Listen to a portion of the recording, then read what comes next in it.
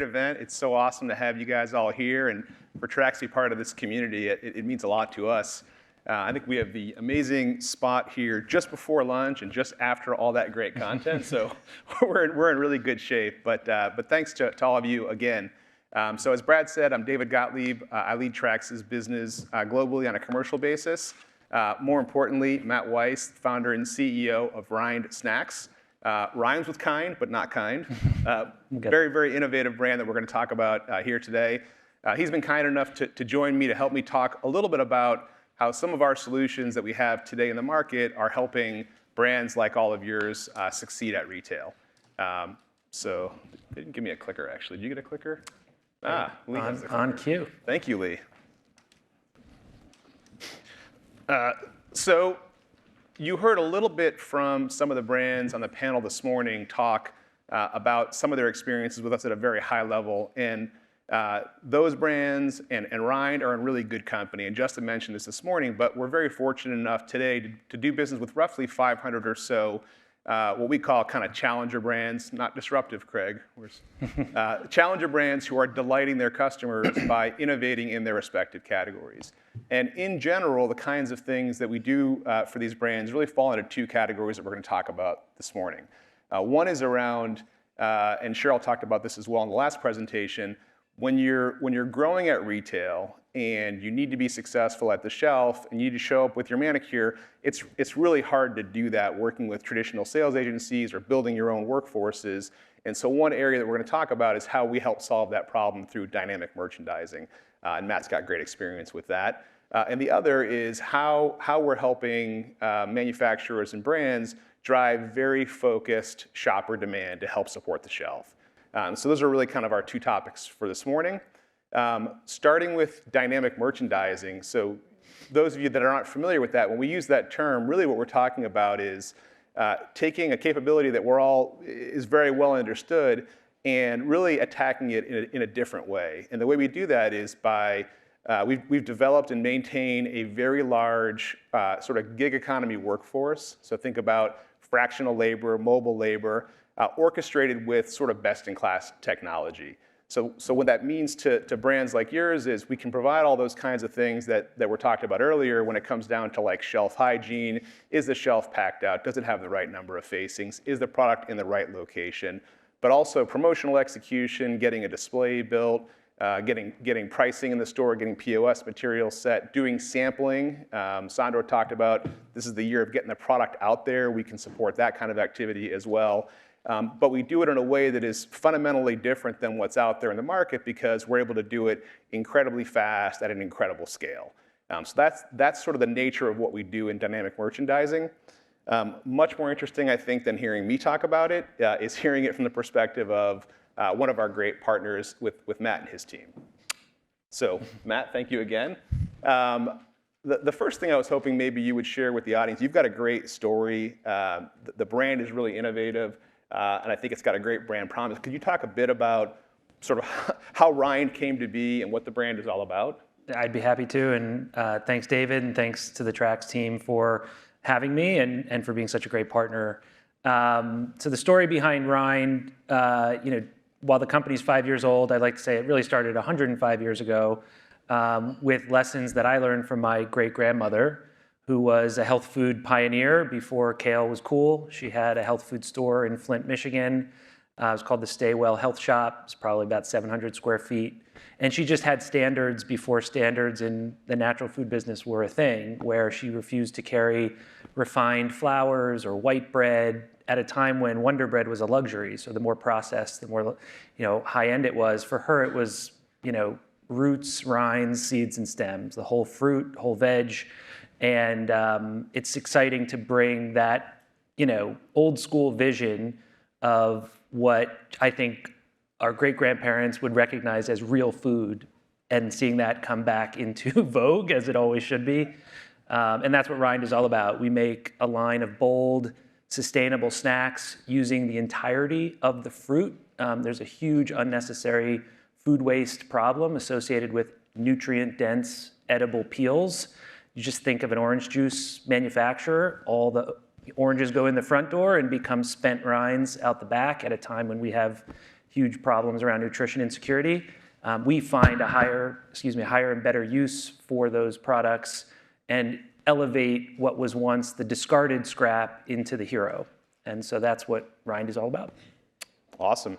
And when you and I spoke last week, you talked about the growth of the company and the growth specifically at retail, which has been fantastic. I think you said you're in 10,000-ish doors today. So amazing. Curious if you could talk a bit about, like we heard this morning, some of the challenges that sort of you face as you make strategic choices of where to play and how to win. What did that journey look like for Rind? Yeah, I mean, challenges at every turn. Nothing will come easy, and it should be that way. That's why, some brands make it and some don't. I think the growing and building a business in New York City was such a crucible experience where everything is a little more difficult. You're more space constrained. You have sort of one shot to convince a buyer, in a very busy foot trafficked store, why there's a reason to exist on shelf.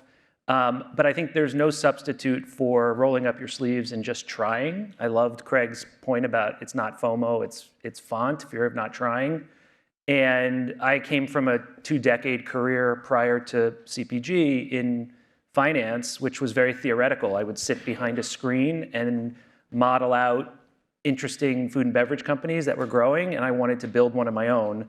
And so what I needed to develop was sales skills. I needed to learn how to price my product, where the distributor could make money, I could make money, the retailer could make money, and then figure out enough of the unit economics to support movement on shelf, right? Getting in is day one. You have to earn your right on shelf and your right to expand and be the best partner you can be. How do you, I love this orientation of don't go into your buyer meetings trying to sell them on your product, but go in and say, how can I make you look great? Where you feel like you've identified a brand before somebody else and it is just on fire. And so we use a lot of different tactics to do that. The most important of which in New York was merchandising. I think it was something I hadn't appreciated was there's such a reason when you walk into a Whole Foods or any store why there are certain points of interruption that you're met with, whether it's snacks on top of the salad bar or product at point of sale or the little coolers. All of that has a strategy, a reason for being, and a thought process behind it. And it goes back to this competitive advantage of merchandising, where you have essentially an army outsourced, feet on the street, who are taking pride in representing your brand, rotating product if it needs to be, and getting you those opportunities to build differentiated real estate in the store. So you're not just living in your confined set in the center aisle. And that is where the magic happens. Super fortunate to link up with a firm called Gotham, which is now a part of the Trax family.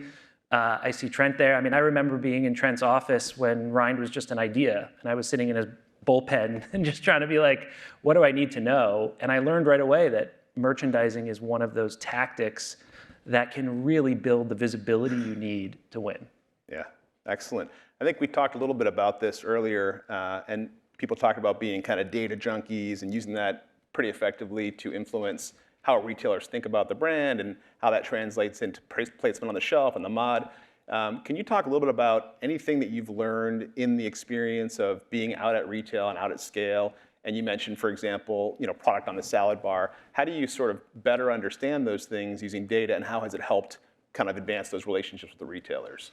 Yeah, we definitely see, it's one thing to see a spike when you are on a promotion and you get an extra placement somewhere in the store. What's really important is how do you sustain that momentum? And it starts with, getting consumers, getting people to try your product, fall in love with it. But sustainable visibility is really important. And so we have to measure the effectiveness of an off-shelf placement. And not all off-shelf placements are created equal. Some have a definitive, for example, A year or two ago, peak COVID, being on top of the salad bar was not the place to be, right? I mean, no one, those were closed. We learned the hard way that being on top of the hot salad bar is not where you want to be with a dried fruit product that can get reheated. So what I would say though is you have to be, to gain trial as a early stage challenger brand, you have to be seen. And you have to be honest with yourself as an entrepreneur that just getting in the door and living on the shelf in center store is not going to do it for you. Whether it's demos, whether it's shopper marketing, digital couponing, there's such a toolkit now that brands can bring to bear to get noticed, drive consumer behavior, and it's really just getting started. It is very exciting. It's not just an advertisement for you guys. Like it is, we have found different ways to drive consumer conversion and some are better than others. Definitely. That's great. Thank you. Last question for you, Matt. What can we all expect to see from Rind in the future? Where's the company going? And I guess from a Trax perspective, how can we keep supporting you? It's great. Well, you mentioned kind, so if we follow in that trajectory, that would be really good. Incredible, admiration for what Daniel Lubetzky built in one of the premier natural products companies. I would say Rind is, again, what's so exciting is while we're starting with fruit and focusing on what we call the power of the peel, the same principle of nutrient density in the skin applies to things beyond fruit, root vegetables. For me, again, my great-grandmother always reminded me, never let anything go to waste, especially not the healthful peel. But she would also talk about the sweet potato skin, and nuts are roasted in their skins and have more mineral content, chickpeas roasted in their skin. So what I think you will see from Rind is this idea of starting with fruit, proving out the concept, and then moving into fruit-forward adjacent categories, whether it's trail mix, whether it's fruits and roots, a vegetable chip and fruit concept. If it has a skin, we're in it to win, and that's kind of our MO. And in the process, we can actually quantify the impact, I think for the first time as a brand, that we're having in eliminating unnecessary food waste from going to landfill or just being a cost center for a juice manufacturer. Excellent. Thank you. And thank you for the partnership. Thank you. Excellent. Well, I'm going to switch gears here a little bit and talk now about the other solution that I mentioned at the beginning of the session, which is our ShopKick solution. And if I know Brad, he's already probably hinted a little bit about ShopKick to the group. Brad runs our ShopKick team here in the Americas. And essentially what ShopKick is a mechanism by which all of you, all brands, can really create engagement with people, Craig, not just shoppers, but people. And you can create that engagement in a bunch of different ways by essentially providing them with incentive to, it could be top of funnel when they're pre-trip at their home. They can watch a video about your brand and learn the brand story.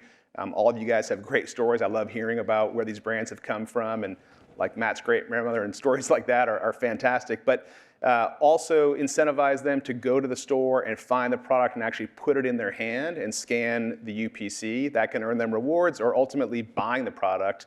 And throughout that entire process, there are sort of unique contextual opportunities for education, for data capture and survey, et cetera. So that's in a nutshell what ShopKick does.